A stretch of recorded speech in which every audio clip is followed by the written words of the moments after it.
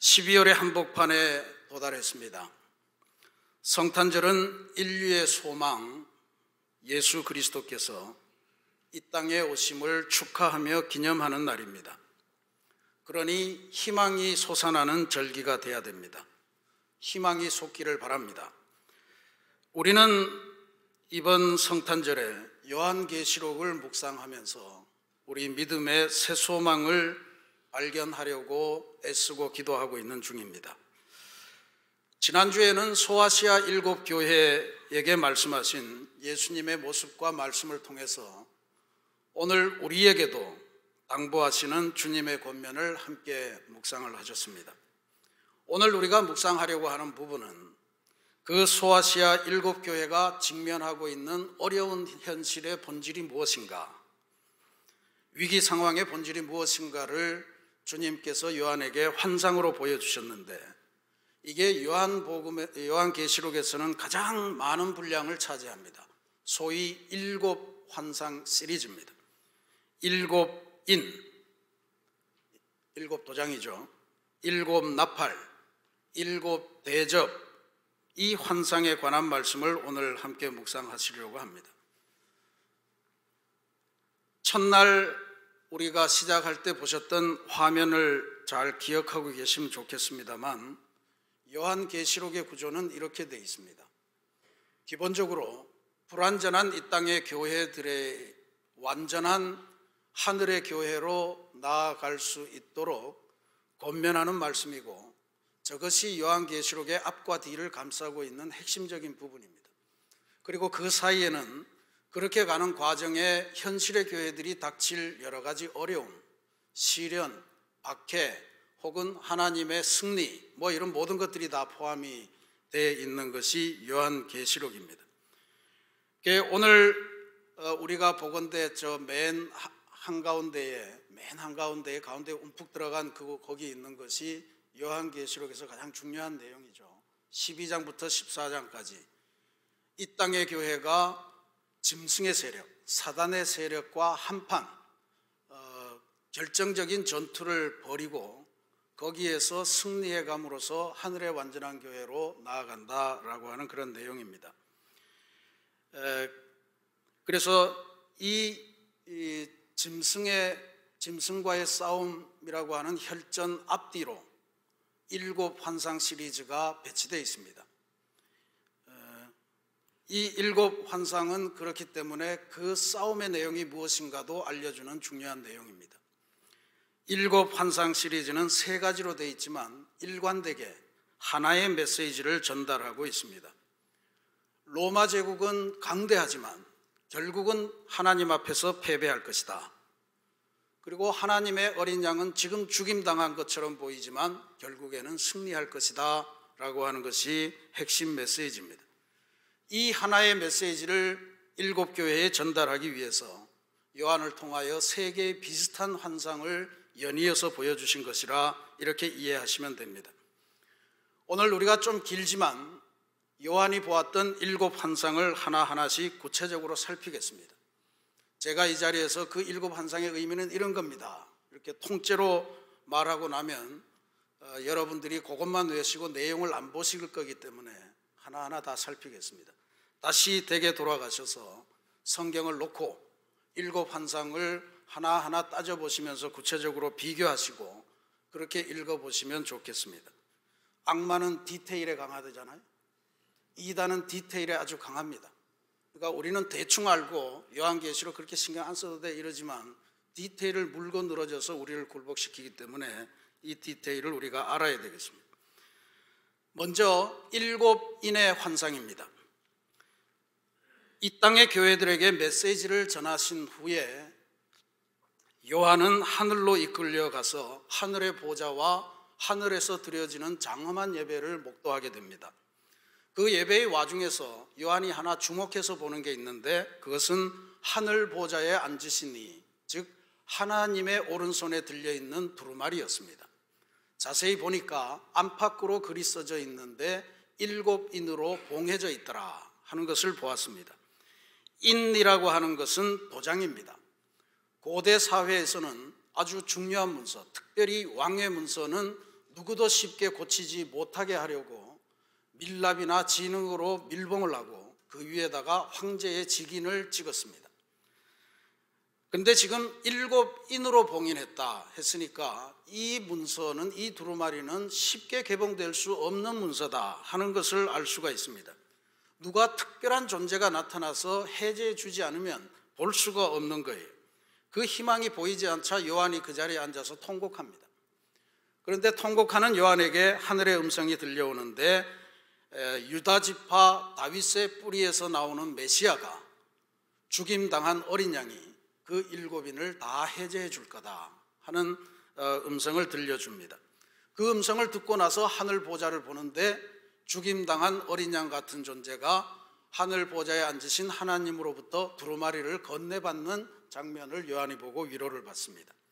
그 어린 양이 이제 이 두루마리를 받아들고 그 봉인된 인을 하나씩 하나씩 해제해 가는 것이 바로 첫 번째 7인의 환상입니다. 6장부터 8장 1절까지 이어집니다. 처음 내 봉인이 열리는 과정은 아주 동일합니다. 어린 양이 이 인을 하나 해제하면 그 순간에 하나님의 보좌를 지키는 네 생물 중에 하나가 나타나서 오라 이렇게 명령을 하고, 그 다음으로는 말을 탄 사람이 나타나서 그 말을 탄 사람들이 일정한 상황을 보여줍니다. 그거는 은폐된 이 땅의 비밀을 폭로하는 과정이에요. 이 말들이 다양한 색깔로 나오는데 색깔만 좀 다르지 네 말이 나오는 것은 스가랴서에 이미 예언되었던 그런 내용입니다. 맨 먼저 첫 번째 인을 떼자 흰 말을 탄 사람이 나타났습니다. 근데 그 사람은 활을 가졌고 면류관을 받고 나아가서 이기고 또 이기려고 하더라 그랬습니다. 면류관 나오면 우리는 금방 의의 면류관을 받았구나, 그래서 이 사람 좋은 사람이라고 생각하는데 틀린 이야기입니다. 이 면류관은 로마 황제가 개선 장군에게 주는 면류관을 말해요.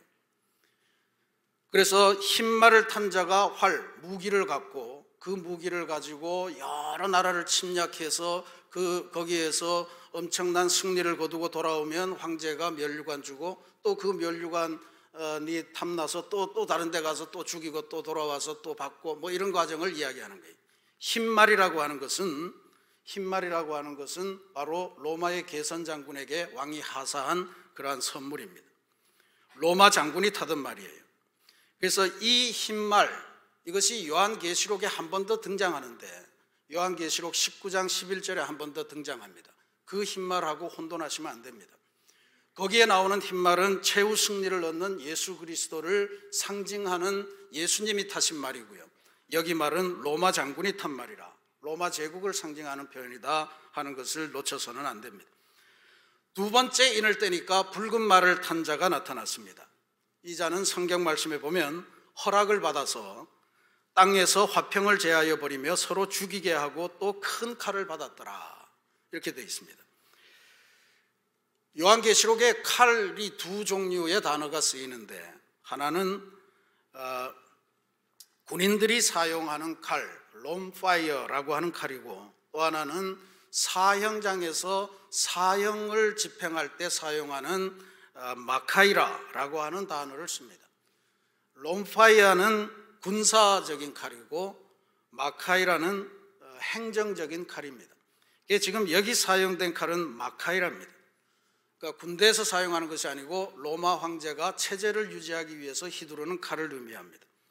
그래서 반대하는 사람들은 무조건 없애고 살육하고 뭐 이런 칼을 의미하는 거죠. 그래서 이것은 로마가 민주적으로 국가를 다스린 것이 아니고 정치적인 억압과 그리고 백성들을 살육하면서 불만을 잠재우면서 지탱한 나라다라고 하는 것을 보여주는 메시지입니다. 세 번째 인을 떼니까 검은 말을 탄 자가 나타났습니다. 손에 저울을 들고 나타났다. 근데 저울은 당연히 우리가 알듯이 경제적인 문제를 나타내는 표현입니다. 6장 6절에 보면 이런 말이 있습니다. 한 데나리온에 밀 한 대요, 한 데나리온에 보리 석 대로다. 또 감람류와 포도주는 해치지 말라. 알듯 말듯 하는 말씀입니다. 한 데나리온은 우리가 알듯이 성인 한 사람이 하루 일을 했을 때 받는 일당에 해당되는 금액입니다. 밀 한 대, 보리 석 대라고 하는 이 되는 번역이 그렇게 돼서 그런데 우리가 사용하는 되하고는 크기가 다릅니다. 밀 한 대라고 하는 것은 성인 한 사람이 하루에 먹을 양식의 크기를 말합니다. 한 홉 될까요? 그러니까 지금 이 메시지는 성인이 하루 열심히 일을 해서 돈을 벌면 그것으로 자기 혼자서 하루를 먹을 수 있는 그 양식을 사면 그걸로 돈이 다 된다 이런 이야기죠. 그러면 이 사람이 가장이라면 나머지 가족들은 어떻게 합니까? 남자에 비해서 여자는 임금이 또 절반이었는데 여자들은 하루 종일 해도 성인이 하루 먹을 양식을 벌지 못한다 이런 이야기입니다. 성사학자들이 분석한 바에 따르면 이거는 식량 품귀 현상 때문에 그랬답니다. 그러니까 너무너무 가격이 올랐는데 무려 평상시에 8배나 오른 그러한 시장 체제를 유지하고 있었다는 거예요. 그러니까 굉장히 서민들이 고통을 당하고 있었던 거죠. 그런데 여기에다가 감람유와 포도주는 해치지 말라 이런 말이 나옵니다. 이건 무슨 말이냐 하면 감람유와 포도주는 서민들은 아예 볼 수도 없고 부자들이 애용하던 것이었습니다. 지금 밀과 보리가 부족하기 때문에 가격이 이렇게 올랐으니까 포도밭을 밀밭으로 바꾸고 올리브 지대를 보리밭으로 바꾸고 뭐 이런 정책이 있어야 되는 거 아닌가 뭐 이런 불만이 있을 수 있겠죠. 근데 절대로 감람유와 포도밭은 건들지 말아라 하는 것이 당시 정책이었다는 거예요. 그러니까 가난한 사람들은 계속해서 비싸게 사 먹고 부자들이 애용하는 이 포도주와 감람유는 계속해서 생산해서 부자들이 누리도록 하자라고 하는 로마 당국의 경제 정책을 이야기하는 겁니다. 그래서 이것은 철저히 부유층 중심으로 흘러가던 당시 로마 제국의 경제 정책을 비판한 그런 메시지라 이렇게 볼 수 있습니다. 네 번째 인을 떼니까 청황색 말을 탄 자가 나타났는데 그는 이름이 있었습니다. 사망이라 죽음이라 하는 이름을 가졌습니다. 그리고 그의 뒤에는 음부가 뒤따랐다. 그런데 음부는 죽은 사람이 모이는 곳, 때로 지옥이라고 하는 단어로 쓰입니다. 청황색, 청색과 황색이 섞여 있는 것으로 생각하지만 실제로는 청색입니다. 청색이고 새파랗게 질리다 할 때 쓰는 그런 표현입니다. 시체의 색깔을 상징하는 그런 색깔입니다. 이것은 로마의 체제가 사람들의 죽음에 바탕하고 있고 로마 당국에 불응하는 자는 방침에 불응하는 자는 모두 죽임을 당하기 때문에 음부가 그 뒤를 쫓아다니는 그러한 모습이다 하는 메시지를 주고 있습니다. 실제로 성경에 보면 청황색 말을 탄 자는 권세를 얻어 검과 흉년과 사망과 땅의 짐승들로서 죽이더라 이렇게 되어 있습니다. 여기 권세를 얻어서 검, 칼이죠. 이 칼이 바로 아까 이야기한 롬파이어입니다. 군대를 동원해서 끊임없이 사람들을 죽이고 그 다음에 흉년과 온역, 이 전염병이 와도 전혀 돌보지 않아서 사망이 군데군데 널려 있고 그 다음에 땅의 짐승들, 이것은 로마 제국을 지배하던 권력자들을 이야기합니다. 이 땅의 짐승들이 그냥 뭇백성들을 마구 살육하면서 유지하는 그러한 체제임을 알려주는 비판의 목소리입니다. 이렇게 네 가지가 로마 제국의 현실의 비밀을 보여주는 그러한 내용이었고 다섯 번째 인을 떼니까 완전히 다른 그림이 나타납니다. 하나님의 말씀과 그들이 가진 증거로 말미암아 죽임당한 영혼들이 제단 아래에 있는 그런 장면을 보여주십니다. 이 사람들, 하늘 제단에 하나님에 대한 믿음을 지키고 말씀을 증거하다가 죽임당한 사람, 순교자들이죠. 이 사람들의 영혼이 보니까 하늘 제단 아래 고스란히 모여 있더라 이런 이야기예요. 이 사람들이 어떻게 죽었겠느냐? 당연히 앞에 나온 말탄 네 존재들에 의해서 죽임당한 사람들입니다. 그 사람들이 하늘 제단에 모여서 부활을 기다리고 있더라 하는 그림을 본 거예요. 여섯 번째 봉인이 해제되자 로마 제국에 대한 하나님의 심판이 시작이 됩니다. 큰 지진이 일어나고 해가 검어지고 달이 피같이 변하고 하늘의 별들이 떨어지고 하늘은 두루마리가 말리는 것 같이 떠나가고 각 산과 섬이 옮겨진다. 이것은 에스겔서와 요엘서와 이사야서에서 하나님께서 나타나셔서 뭔가를 심판하실 때 주신 장면을 인용한 것입니다. 여기서는 지금 로마 제국과 압제자들을 위해서 하나님께서 이제 일을 시작하신다, 심판을 시작하시는데 그 심판이 우주적인 차원에서 진행되고 있다 하는 것을 알려주는 말씀이에요.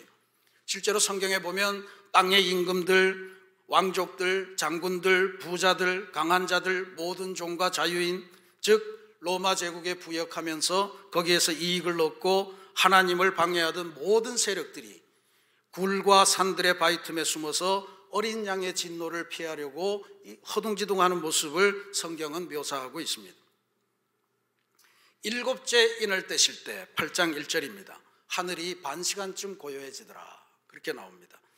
이제 모든 것이 하나님의 뜻대로 다 평정이 되었고, 하나님께서 천지를 창조하실 때 6일 동안 일하고 마지막 7일 때는 안식하셨던 것처럼 이제 천지가 고요해지고 하늘이 잠잠해지는 그런 역사를 알려주십니다.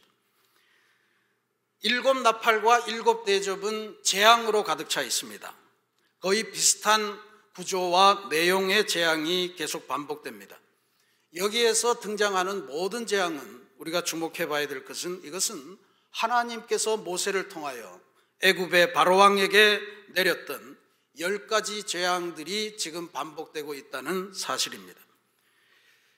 물론 재앙이 로마 사람들이 그리스도인들에게 내리는 재앙도 있고 하나님께서 로마 제국을 향해서 최종적으로 내리는 재앙도 있습니다.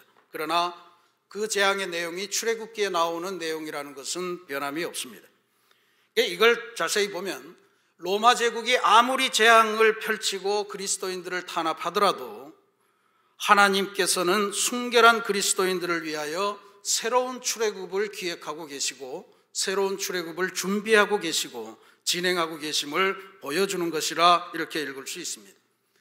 일곱 나팔은 8장부터 11장까지, 일곱 대접 환상은 15장과 16장에 각각 기록되어 있습니다.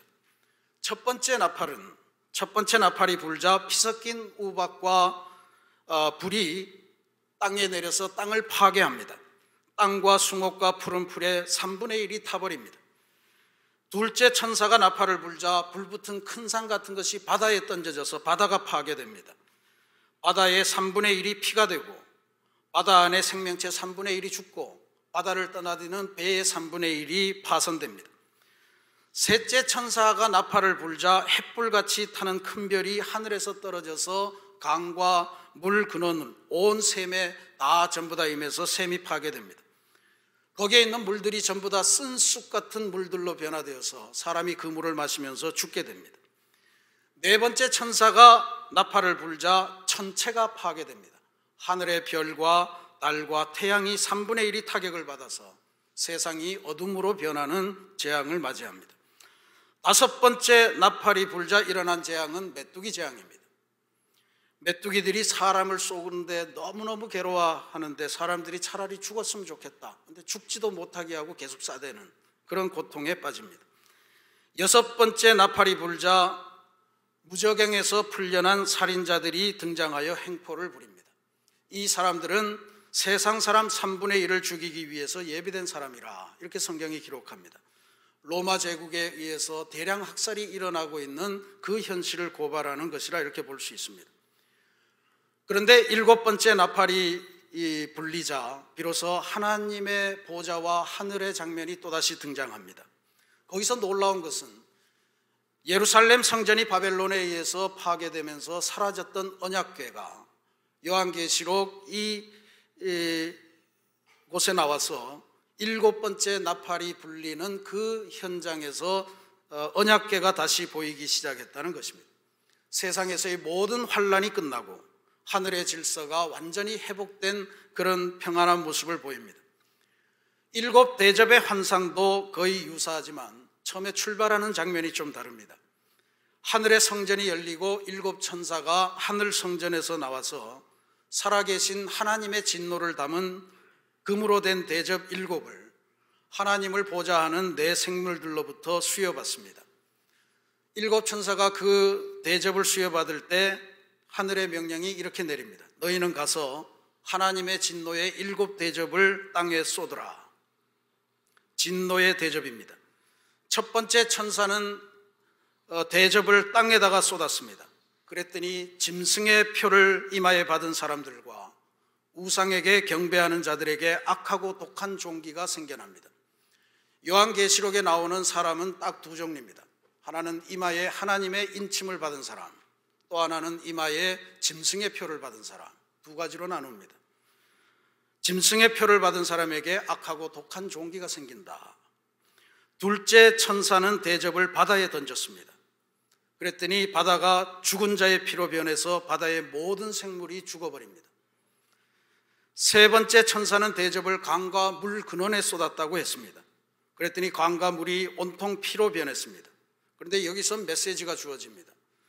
그동안 로마 제국이 순교자의 피를 너무 많이 흘리게 했으니 이제는 그들의 피를 너희들이 직접 마셔라.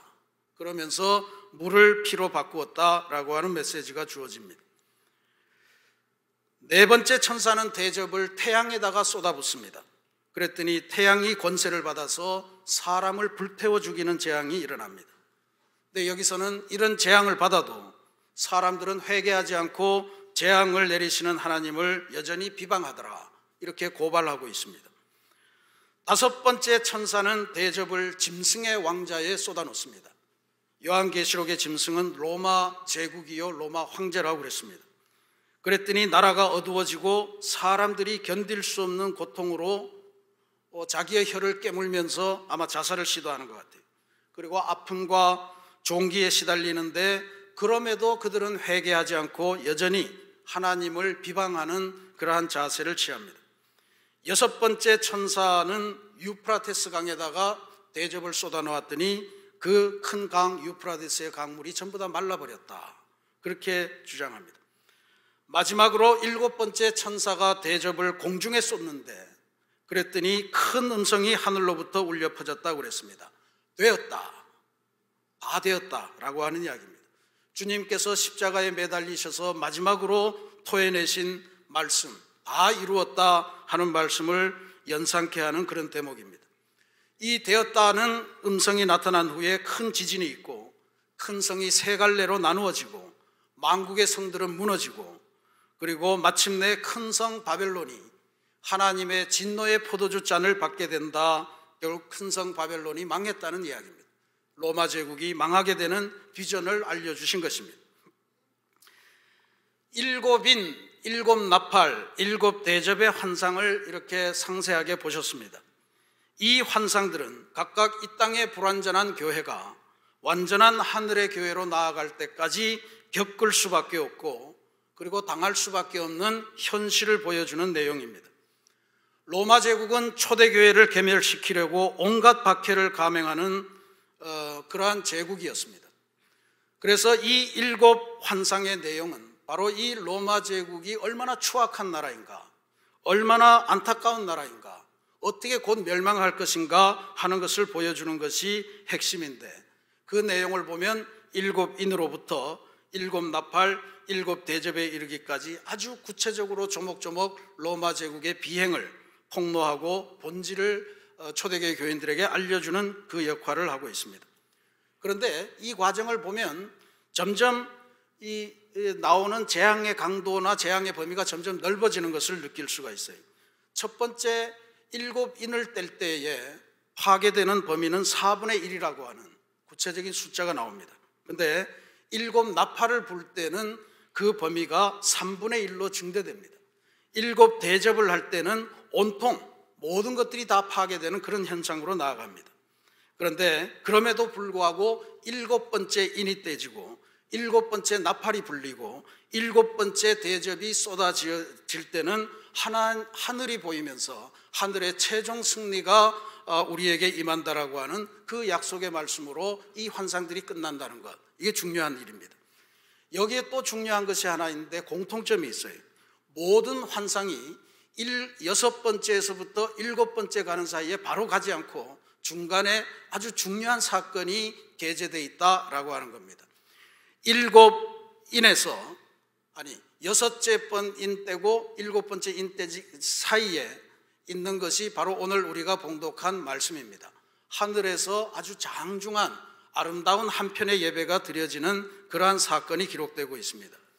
여섯 번째 나팔이 불고 일곱 번째 나팔이 부는 한복판에는 뭐가 있냐 하면요, 요한계시록 10장 11장 말씀입니다. 거기서 하늘의 천사가 요한에게 두루마리를 내주면서 이것을 받아 먹어라, 받아 먹어라. 이건 네 입에서는 꿀처럼 달겠지만 네 뱃속에 들어가서는 아주 쓰게 될 거다. 요한이 그걸 받아 먹고 예언자로 변하는 장면이 나옵니다. 그리고 요한이 그 자신의 예언적인 사명을 감당하기 위해서 두 증인, 즉 초대교회를 대표하는 남녀 한 쌍을 증인으로 초대하는데, 그 증인은 뭘 하냐 하면 로마 제국의 그 악행을 비판하고 규탄하다가 죽임을 당하고 나중에 예수 그리스도로 인해서 다시 부활하는 그러한 역사를 체험합니다. 그 다음에 세 번째 대접, 여섯 번째 대접에서 일곱 번째 대접으로 건너가는 이 사이에는 정반대의 현상이 나타납니다. 귀신의 조종을 받는 더러운 새 영이 나와서 그 새 영이 준동합니다. 막 움직이면서 이제 하나님의 역사가 곧 무너지게 되었으니 세상의 왕들아 다 아마겟돈으로 모여라.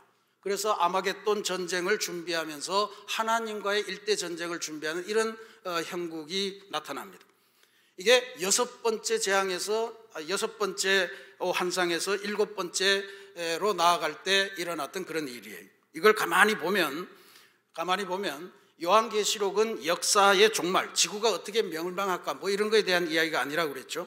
초대교회가 지금 당면에 있는 이 현실이 앞으로 어떻게 나갈까, 누가 승리할까 하는 것을 알려주는 말씀이라고 그랬잖아요.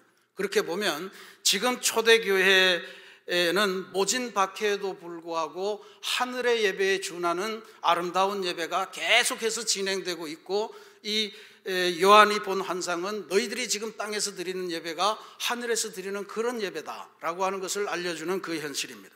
또 하나는 하나님의 역사의 최종 승리를 확신하면서 로마 제국의 핍박에 굴하지 않고 대항하면서 최후 승리로 믿으며 예수 그리스도가 우리 구세주다, 우리의 그리스도다 증언하면서 순교하는 증인들이 계속해서 등장하고 있었다는 이야기예요.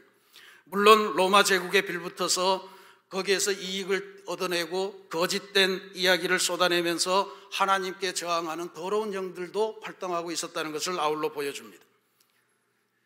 이런 상황 속에서 요한은 새로운 말씀을 듣습니다.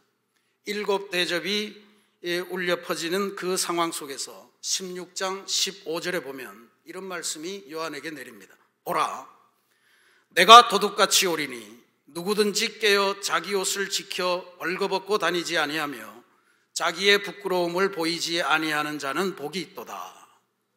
그렇습니다. 자기 옷이라고 하는 것은 그리스도인 되었다라고 하는 상징적인 표현입니다. 4대 교회가 칭찬을 받은 요소가 있는데 거기에 보면 자기 옷을 더럽히지 않은 사람 몇이 있다, 그것으로 칭찬받았습니다. 사도 바울은 갈라디아서 3장 27절에서 누구든지 그리스도와 합하기 위하여 세례를 받은 자는 그리스도로 옷 입었느니라. 그래서 그리스도인의 옷, 이건 대단히 중요한 의미를 가지고 있습니다.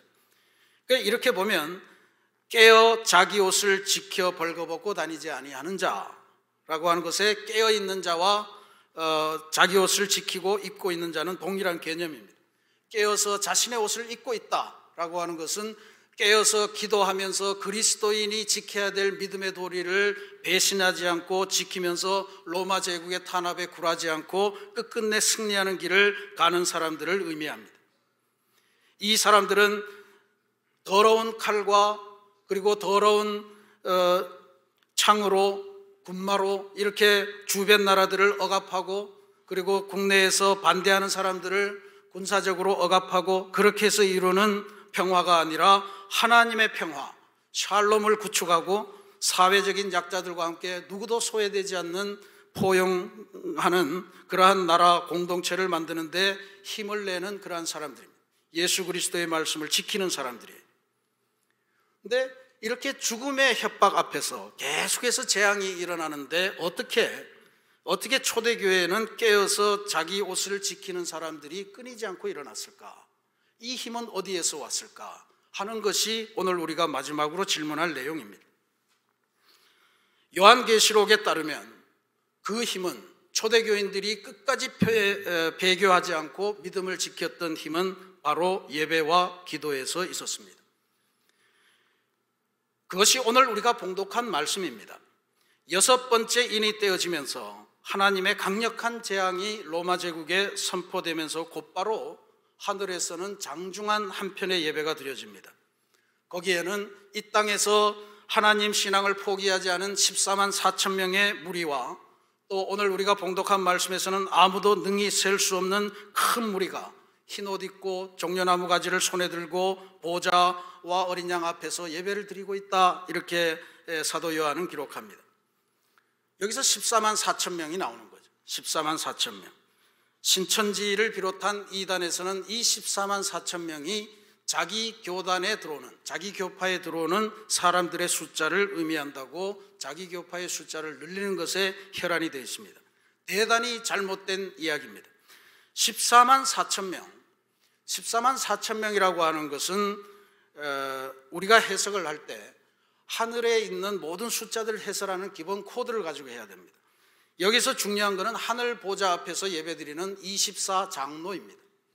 왜 24장로일까? 왜 24장로일까?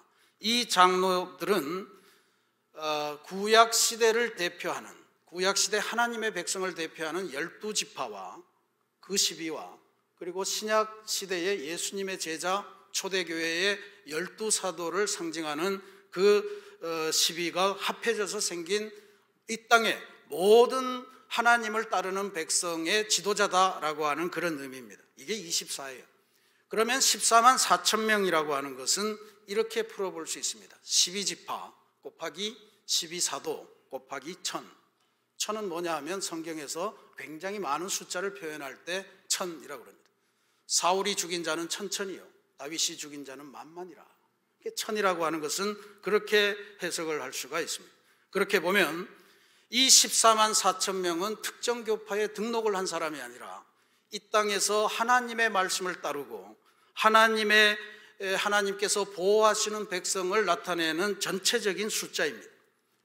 그러므로 오늘 7장 9절에서 읽었던 아무도 능히 셀 수 없는 큰 무리, 그것이 바로 14만 4천 명의 실체입니다.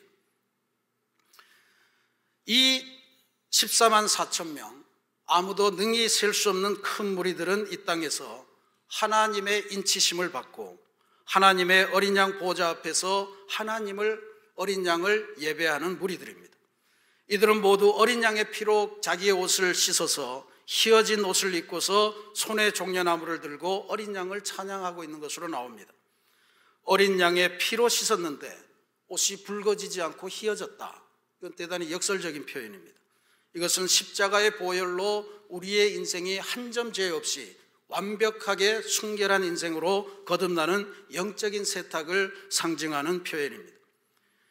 이 땅에서 하나님의 말씀으로 환난을 견디고 천국에 오른 이들에게는 하나님의 놀라운 복락이 예고되어 있다 하는 것이 오늘 말씀 15절에서 17절까지의 말씀입니다. 구원받고 천국에 오르면 이 땅에서 끝끝내 믿음을 지키고 이기면 10가지 주님으로 인해서 생기는 중요한 은총을 여기서 이야기합니다. 첫 번째, 하나님의 보좌 앞에 당당하게 서게 되는 은혜를 누립니다. 두 번째, 성전에서 밤낮으로 하나님을 경배하게 됩니다. 세 번째, 하나님은 그들 위에 장막을 치시고 보호하시고 구름기둥 불기둥으로 인도하실 겁니다. 네 번째는 더 이상 굶주림이 없습니다. 다섯 번째, 목마름이 없습니다. 여섯 번째, 낮의 해가 그들을 상하지 못하게 합니다. 일곱 번째, 뜨거운 기운에 상함이 없게 됩니다. 여덟 번째, 어린 양이 친히 그들의 목자가 되신다고 그랬습니다. 아홉 번째, 생명수 샘으로 인도함을 받는다 했습니다. 열 번째, 하나님께서 친히 그들의 눈에서 눈물을 씻어주시는 은총입니다. 여러분, 이 광경을 다 아시죠? 요한계시록 21장의 새하늘 새 땅에서 하나님께서 거기에 오는 주님의 백성들을 안아주시면서 해주시는 그 일들이 이미 여기에 7장에 기록되어 있는 것입니다. 이 땅에서 하나님 신앙을 포기하지 않고 끝까지 이기면 새하늘 새 땅에서 누리는 그 비전이 우리에게 나타난다라고 하는 그 사실을 이야기해 주는 것입니다. 사랑하는 우리 새신교회 성도 여러분, 하나님의 최종 승리가 있기 전에 이 땅에서 진정한 예배가 하늘에서의 예배와 같은 것이 있었다는 사실을 잊지 마시기를 바랍니다. 오늘 우리가 이 땅에서 드리는 예배, 그것은 곧 하늘의 완전한 예배를 향하여 가는 과정이요 디딤돌임을 기억하셔야 됩니다. 우리는 이 땅에서 드리는 예배를 통해서 한 걸음 한 걸음, 한 계단 한 계단 하늘을 향하여 나아가는 것입니다. 그러니 이 땅에 살아가시면서 예배를 목숨처럼 소중하게 여기시기 바랍니다. 그것으로 영생에 이르기 때문입니다. 그렇게 예배에 충실하고 하나님께 이르면 하나님께서는 천사에게 명하셔서 우리들의 이마에 하나님의 인을 쳐주시고 우리를 이 땅에서 구원받는 14만 4천 명으로 영적 이스라엘로 삼아주실 것입니다. 하나님의 인침을 받는 것, 인침은 두 가지 중요한 의미가 있습니다. 하나는 소속이고 하나는 보호입니다. 너는 어디 가든 나의 사람이라, 하나님의 사람이라는 것을 보증하는 것이고요. 또 하나는 너는 세상 끝날까지 내가 함께하면서 보호해 주겠다라고 하는 약속의 말씀입니다. 훗날 천국에 올라가서 어린 양의 보좌에 이르러 천국의 기쁨과 복락과 은총을 약속하시는 것 또한 우리가 놓쳐서는 안 될 중요한 일입니다. 우리가 예배 드릴 때마다 이 하나님의 약속이 함께 있는 줄로 믿으시기를 바랍니다. 이 약속과 비전을 가지시고 오늘 우리에게 주어지는 예배를 목숨 걸고 사수하시고 영과 진리로 드리시며 이 예배들을 통해서 하늘의 기쁨과 감격을 누리며 이 땅에서 하늘을 살아가시는 복된 그리스도인들이 되시기를 주님의 이름으로 축원합니다. 같이 기도하겠습니다.